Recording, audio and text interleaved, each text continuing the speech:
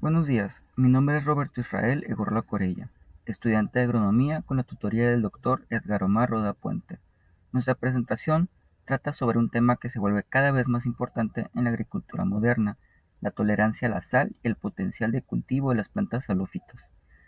Vivimos en una región donde el agua escasea y los suelos suelen tener altos niveles de salinidad. Por eso, entender cómo funcionan estas plantas puede ofrecernos nuevas alternativas productivas. Los temas que veremos en esta presentación son los siguientes: la importancia del tema, qué son las plantas halófitas, potencial agronómico, diversidad de plantas halófitas, los mecanismos de tolerancia, antiportadores y ATPasas, mecanismos auxiliares de adaptación, potencial genético y biotecnológico, y las conclusiones. ¿Por qué es importante este tema? A nivel mundial, se estima que un 20% de las tierras cultivadas y hasta el 50% de las zonas de riego presentan algún grado de salinización. Esto ocurre por el uso de agua de alto contenido de sales, por evaporación excesiva en climas áridos y por problemas de drenaje.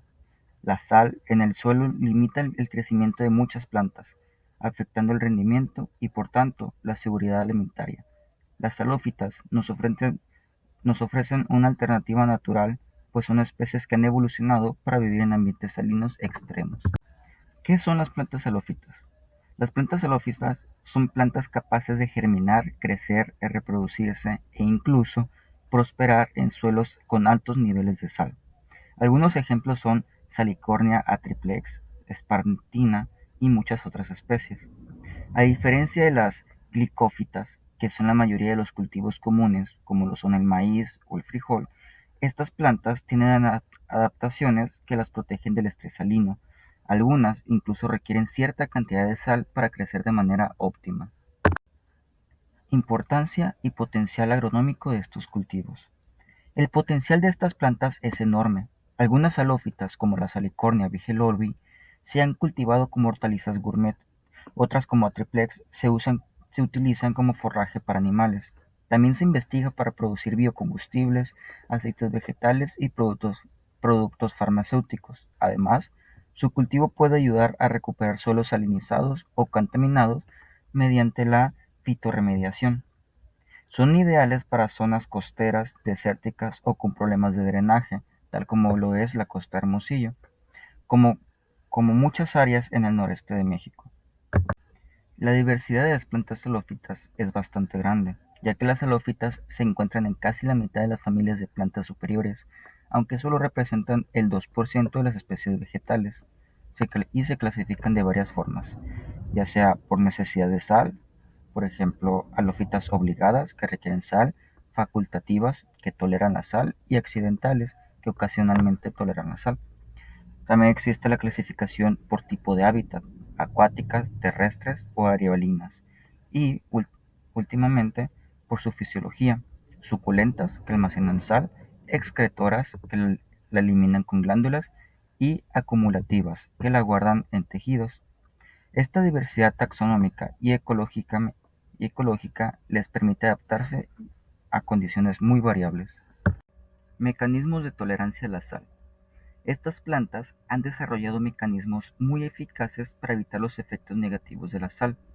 En lugar de evitar que entre sal, muchas halófitas permiten su entrada y luego la gestionan de forma controlada.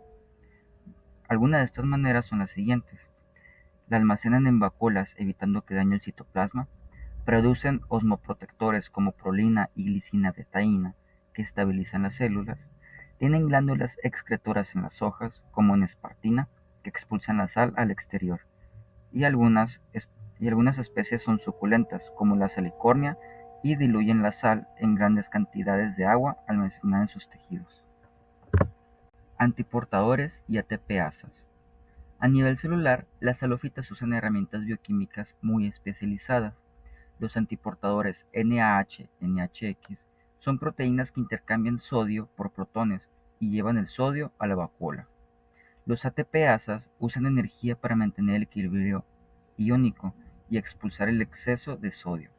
El sistema SOS, Salt Overly Sensitive, detecta niveles altos de sodio y activa respuestas celulares, como el SOS1, que es un antiportador de membrana, o el SOS2 y SOS3, que son proteínas que lo regulan. Estas rutas moleculares han sido identificadas en modelos como Arabidopsis thaliana. Mecanismos auxiliares de adaptación. Además de manejar la sal, las halófitas regulan otros aspectos fisiológicos. Ajuste osmótico.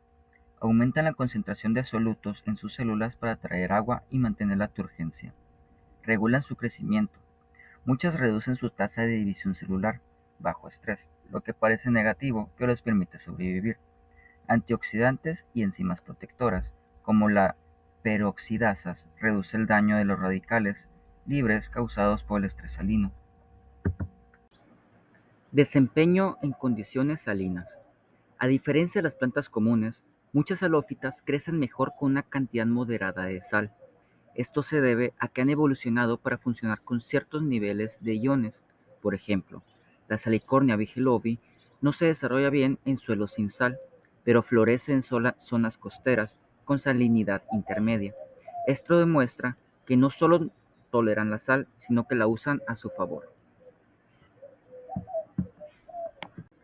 Potencial genético y biotecnológico de las plantas halófitas. Estudiar las halófitas nos permite identificar genes que podrían transferirse a cultivos sensibles, como lo es el trigo, arroz o tomate. La ingeniería genética ya ha logrado avances, como introducir genes de bacterias que aumentan la acumulación de osmoprotectores. Sin embargo, los cultivares comerciales tolerantes a la sal aún son escasos y en la práctica, muchos agricultores siguen priorizando el rendimiento sobre la tolerancia. Se necesita más investigación para comprender a fondo cómo usar este conocimiento. Como conclusión, las plantas halófitas representan una gran oportunidad para enfrentar la salinización de suelos. Nos enseñan cómo las plantas pueden adaptarse a ambientes extremos y nos ofrecen herramientas, tanto naturales como genéticas, para hacer frente a uno de los problemas más serios de la agricultura moderna. Integrarlas a la producción agrícola puede significar mayor seguridad alimentaria, restauración ecológica y mejor aprovechamiento de recursos marginales. Muchas gracias por su atención. Esperamos que esta información le haya sido útil e interesante.